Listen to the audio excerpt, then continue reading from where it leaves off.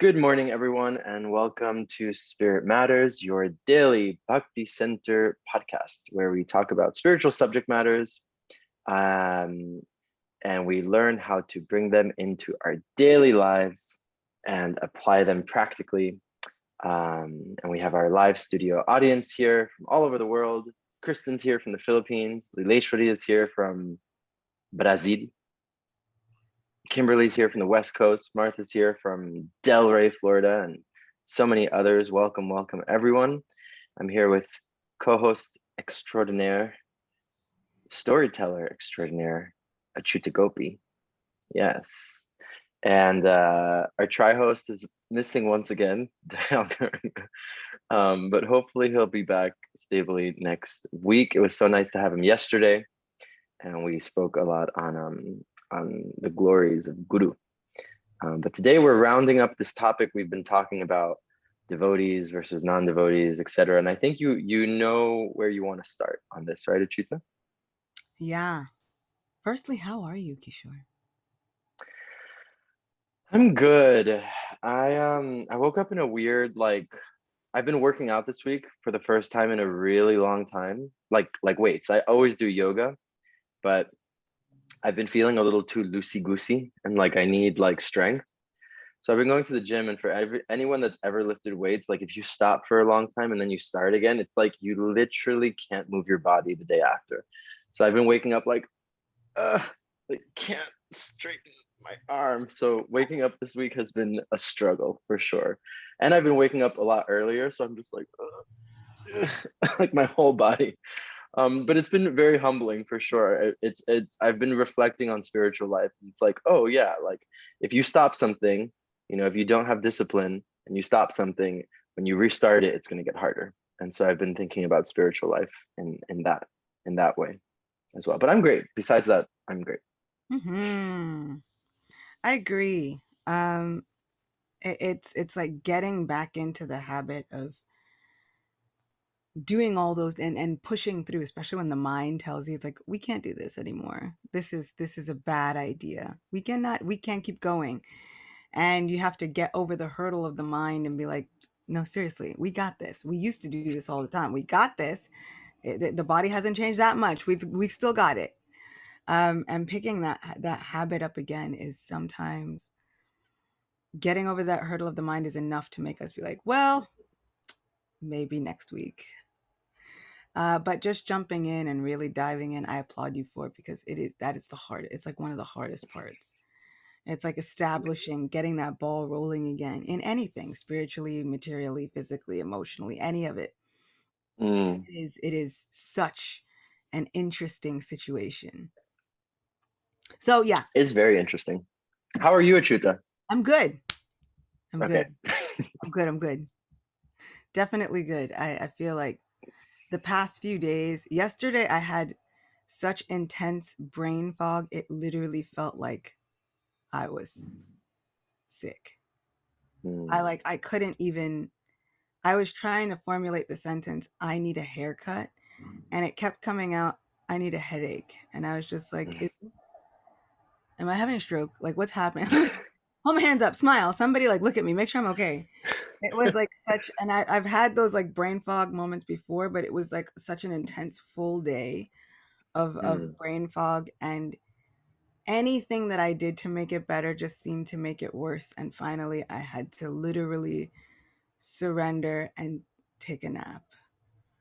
Like I was like I did the things that I could do, and then I took a nap, and then I woke up, and then I chanted japa, and then took another nap, and then woke up, and then chanted more japa. Like it was just like all I could do to try and like keep it together.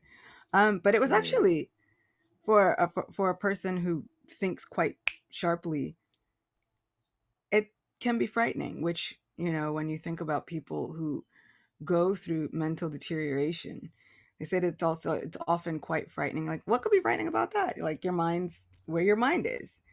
But mm, for a person who thinks sharply to not have that and to have that kind of like delayed, really, really, you're trying to get one thought out and a totally mm, different thought is coming out, like totally opposite to your control. It is quite off-putting. And it doesn't feel great. And I was just kind of thinking, I was like, I'll be glad when this recedes. And then later on, like I was kind of scrolling through social media, and they're like, huh, the planets. I was like, yeah, thanks a lot for that. Mhm. Thanks, Lord, for this wonderfully sensitive soul that I have.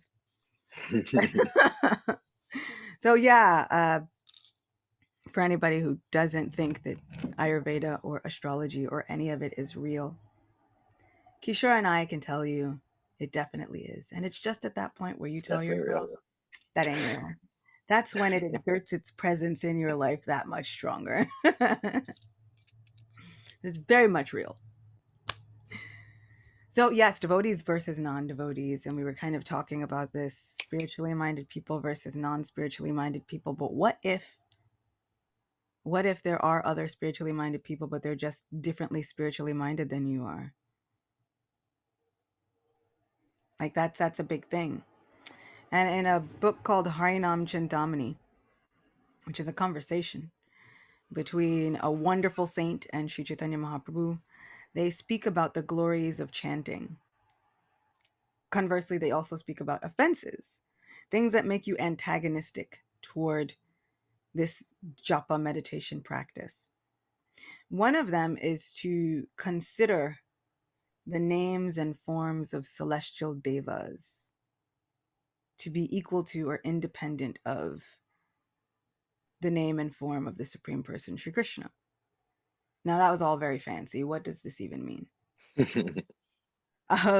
And for sometimes devotees, we can see it's like this aversion to demigod worship, or what we think Mm, of as demigod worship. And that aversion to demigod worship can take on the extreme fanatical form of almost committing offenses towards those celestial beings.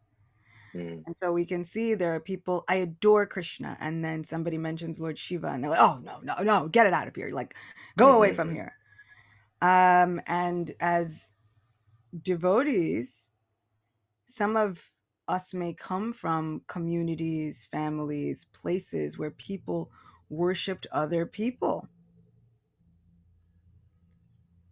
I mean, I think we all know someone who has worshiped someone else at some point. mhm, How do we interact with those people? Do we sit there and use our philosophy to smash them to smithereens? Are we supposed to be tolerant? What does that even mean? So Bhakti mm, Tirtha Maharaj, who is one of my favorite wisdom seekers and spiritual teachers, um, he has a book called, he has a series actually called Reflections on Sacred Teachings. This one happens to be all on Harinam Chintamani, one of my favorites. And so he writes, avoiding sectarianism and offenses. mm, Although modern day Vaishnavas do not tend to make this offense, we are often guilty of another type of problematic mentality. Instead of worshiping the demigods as God, we may actually make offenses against them or against the other prophets and teachers.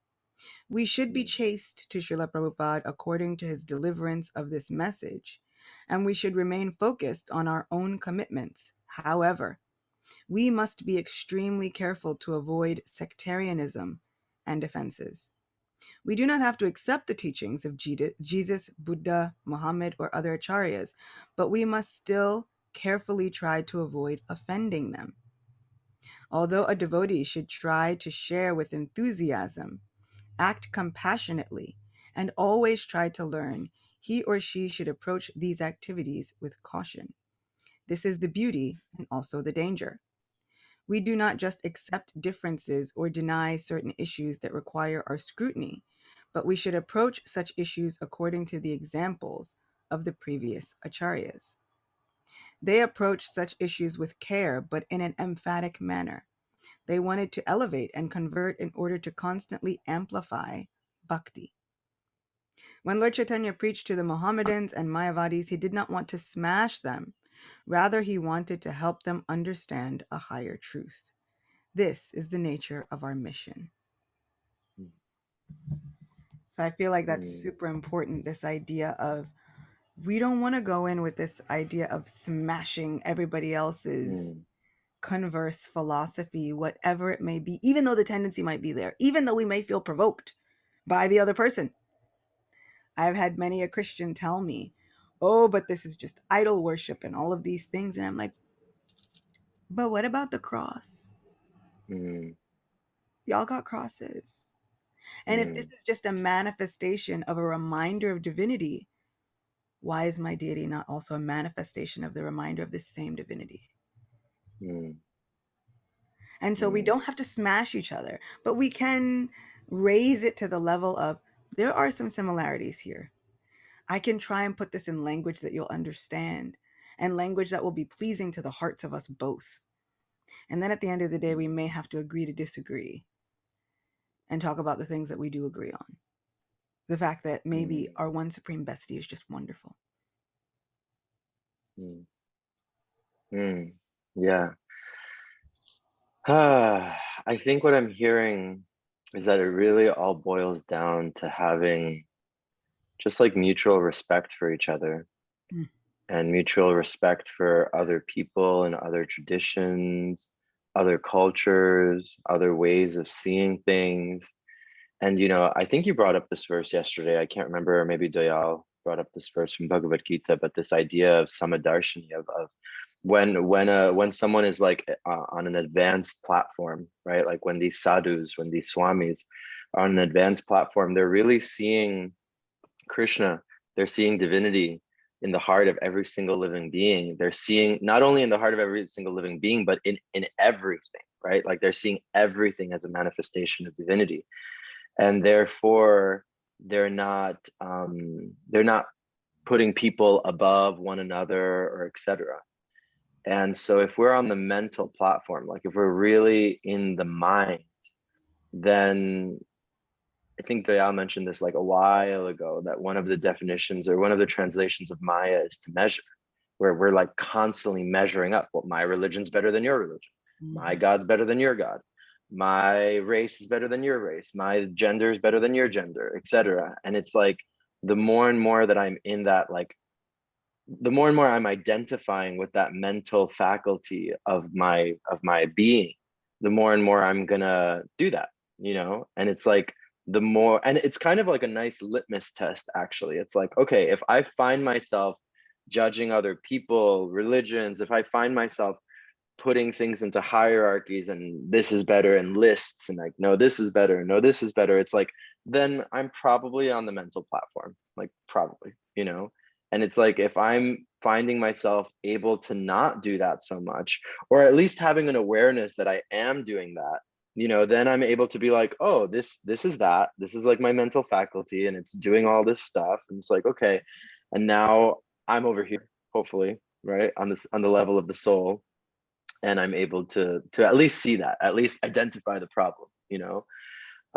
because I think we see it in our devotional community, we see it in other religious or spiritual communities, that it's like, no, we're right, you're wrong, and I think that's why people get so put off a lot of times, from religion or from spirituality, um, because there's this feeling of like, we're actually right, you're wrong, and you maybe there's a little bit of right stuff in what you're doing, but you're not actually right, and and obviously it's taken to the utmost extreme when there are religions out there that are just like, not only are we right, but you're so wrong that if you don't believe what we believe, you're gonna, like, go to hell or whatever, you're gonna burn forever, whatever, right? We're Or still, not only are we right and you're wrong, but you're so wrong that if you don't accept what is right about my right, I have to kill you for it. I have to kill you for it. Yeah, I that's like a whole must. nother level. Like there's no Like other way. I must.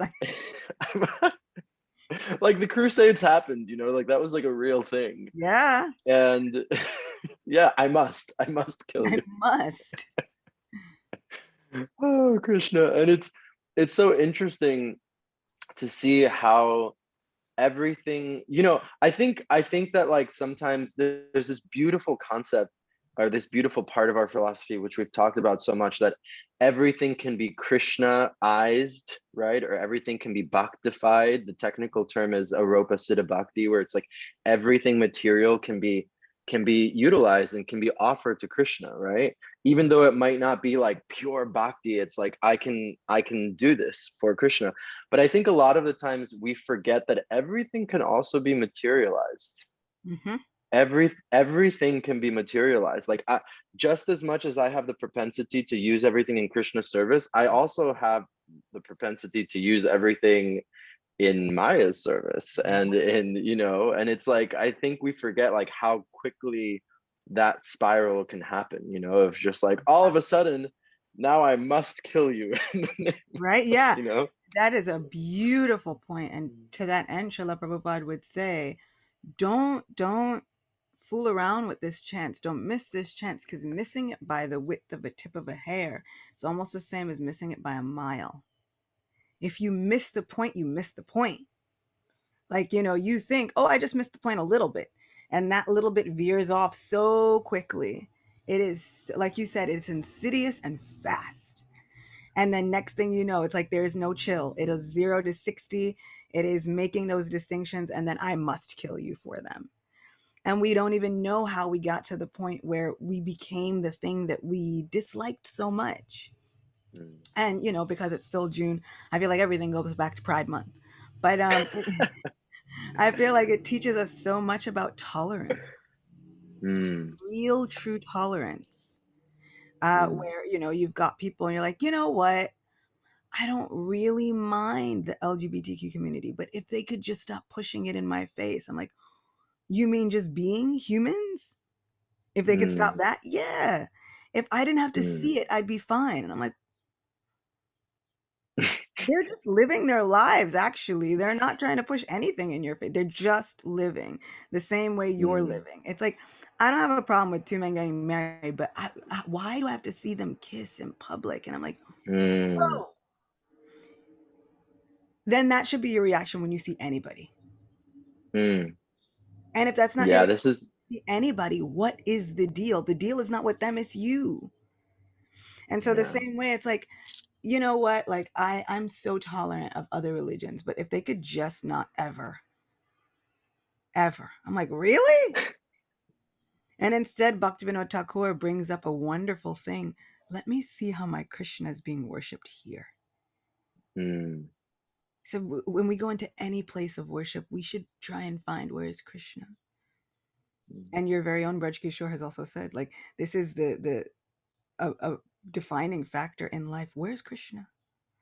mm, Can I find mm, how someone is so in love with the Supreme Person here and understand that that's my Supreme Person? mm, It's the same one. mm, They may call them a little different. The language is a little different. The way they do it is a little different. But wow, look at how miraculous this is. That is true tolerance. mm, This is the mm, meaning of this whole like love is love movement. Can we mm, look and say, huh, that's a miracle? Two souls found each mm, other in this God-forsaken place. And now they're going on about this journey together. It's miraculous. Springs up, are we really tolerant?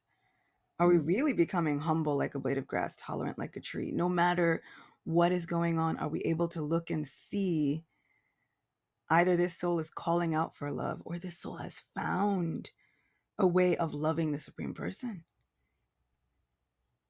mm.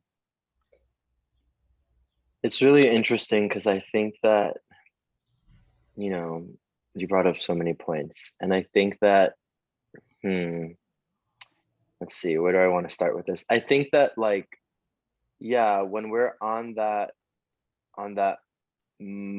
platform of the mind where we're not able to see like, hey, this person's just trying to like love, you know, their supreme bestie, whatever name or form it might take, then it becomes a problem because there's like a false identification.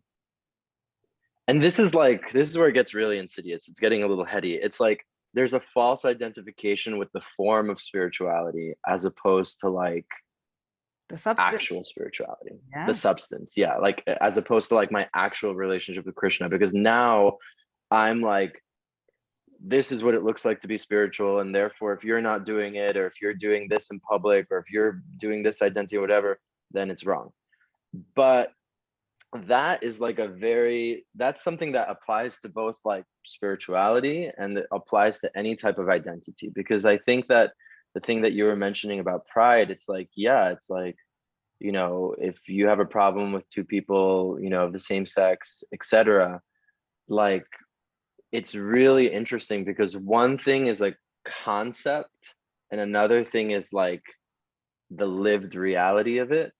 And so it's kind of like the reverse in a sense, because it's like conceptually, a lot of people nowadays are like, yeah, well, more people than before. More people than before are Yeah. like, yeah, it's like, it's great, and like Yeah. corporations are just like, yay, Pride Month, and like whatever, and all this stuff. But I remember I've had this conversation a lot, with like, my friends and stuff like that. It's like it really changes once like a partner comes into the picture, or once there's like a physical reality of like, I am holding this person's hand, and this is what's happening. And then people will be like, oh, like, whoa, this is a whole nother thing. And I think that that's really interesting, because I feel like we have a concept of something, and then we have like the lived reality of something, and it seems like that's where the conflict happens, whether that's in my spiritual life, whether that's in my I don't know, social life with people and their different identities, whether it be political or sexual or whatever. It's like Mhm. I have a concept of like, yeah, this is what it means to be spiritual, or yeah, this is what it means to be tolerant, or yeah, this is what it means to be accepting.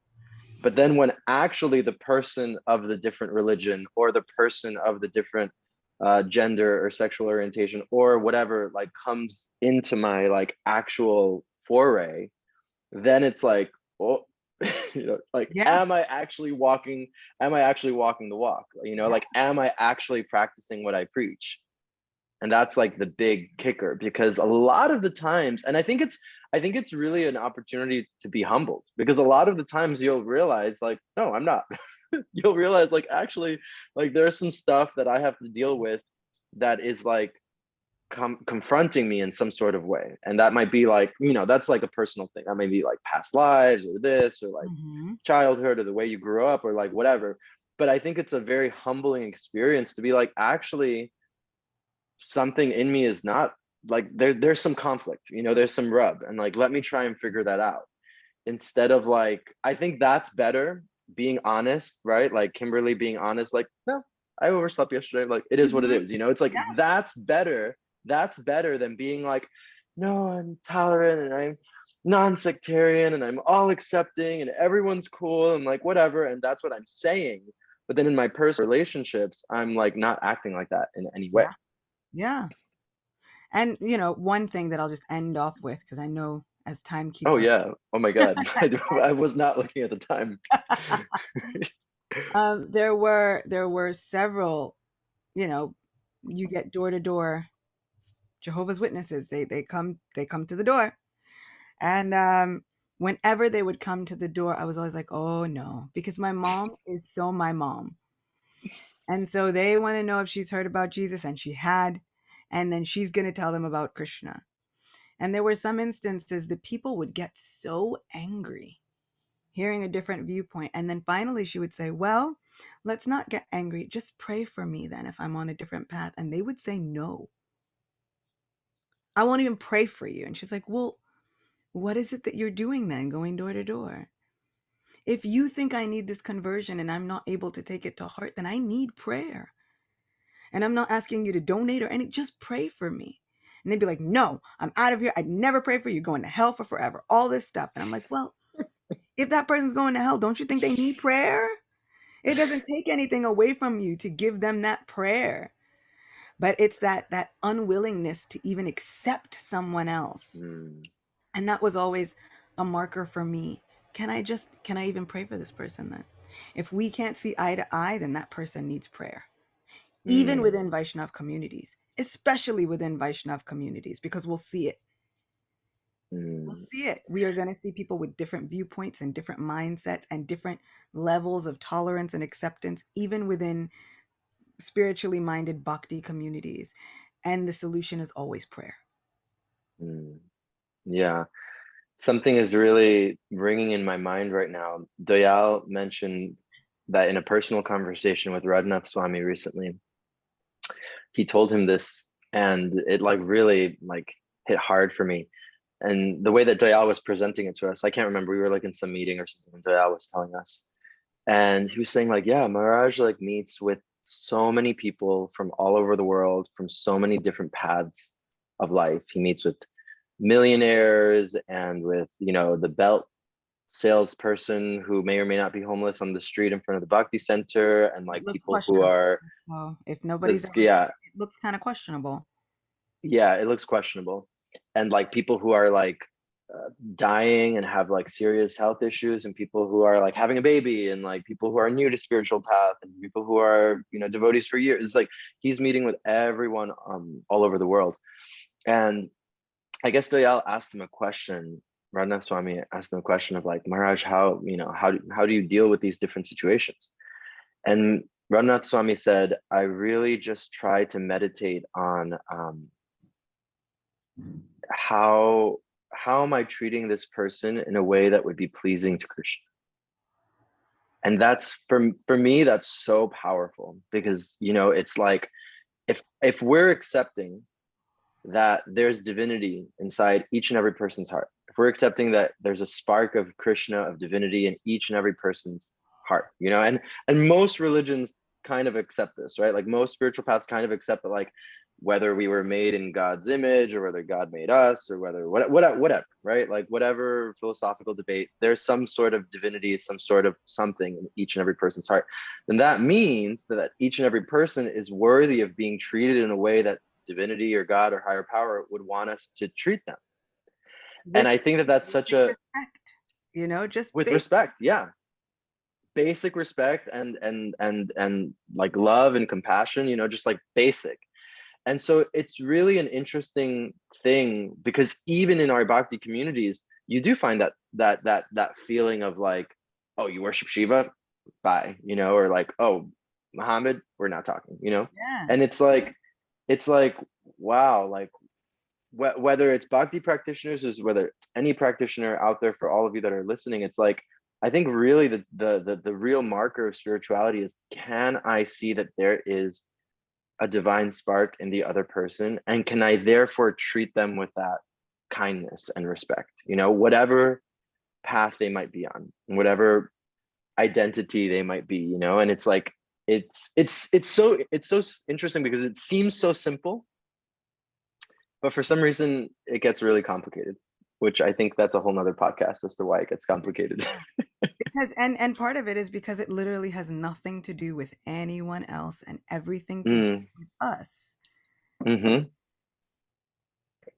exactly, that's it, because it's more like, and that's why I said it's like a whole nother podcast. It's more of like, whatever irks me about someone else has to do with me, Hmm. whether that's past lives, or my traumas, or my narratives, or my family, or the way that I've been socialized, or like whatever, it has to do with me. Like if I'm seeing someone from a different religion, different sexuality, different race, different this, different that, they're doing something different than what I think is the norm, that has to do something with me. And that's why that's like a therapy session. That's not a podcast, that's a Yeah. therapy session. Okay, we are running fresh out of time. We could keep on going. Kimberly, what are the takeaways? Thank you. So today we're taking away to act compassionately, Mm. always try to learn and have mutual respect for each other's diverse way of seeing things, and that we can raise differences to the level of similarities and look for Krishna in every situations. And then we should walk the walk and still pray for everyone from different walks of life. Mm, beautiful. Thank you so much, Kimberly. That's so sweet. If anyone else has any takeaways, please put them in the chat. Martha was saying that our acceptance should not be an ad campaign. Yeah. I love that. It should be an honest acceptance and understanding. I really, really love that. And she also, above, Martha's always dropping the knowledge bomb. She also said Yeah. that if you were there at another point in your life, and if you like in response to other people, whatever that might be going through, if you were there at another point in your life and you know where they are, and you know you are now on a different path, the path you've chosen, then that path is right for you. And yeah, what I'm hearing from that is just like mutual respect for everyone on their individual path and wherever they might be in life. Achuta, any takeaways that you're taking away I with you? am taking with me that how I treat other people is a reflection on how I'd like to please Krishna, but also a reflection of how I'm treating myself. Mm, yeah, 100%. Yeah. And for me, I think I'm just taking away. I mean, I got into like a really nerdy space in my head. I'm like, and if this person is the narrative space, I was just like really thinking of like this. I think what I'm really taking away of like how how we treat people and how we let ourselves be treated and just like how we engage in community and in society is really a reflection of like my internal landscape, like what's going on with me, and not just with me, but what's going on with me and my relationship with Krishna. Mm-hmm. Like I really think that that's what it comes down to, and so I'm taking that away, taking that away. Maybe that would be a nice place to. Well, we'll see how next week goes because Dayal's going to be back, so I'm sure we'll go off into I all mean, types of bhakti places. therapy sessions, though, I think they should be like. Yes, that's a great takeaway. Bhakti therapy sessions. I love that. Okie dokie, folks. Thank you all so much for tuning in. Thank you to our live studio audience, Rachna, Anna, Leshwari, Kimberly, Martha, Irenka, Kristen, all the way in the Philippines, Rini. Thank you all so much. Thank you, Achuta. We are not here for the weekend. Have a beautiful weekend, but we are back on Monday morning and we will see you then. Thank you, Achuta. Thank you, everyone. Bye. Thank you.